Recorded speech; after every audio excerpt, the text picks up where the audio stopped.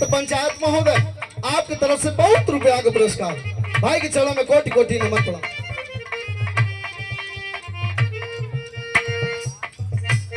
हमारे मम्मा जी पूर्वांचल केसरी और भारतीय रेलवे में कार्यरत श्री नक्षेत्र पहलवान जी हमारे मम्मा की तरफ से गोलिया वाला, चनवा उपारे वाला, मारी मारा करे वाला, ऊख तोड़े वाला, नानी का घीवे का मटिया फोड़े वाला, काय ठिठोड़ई बा।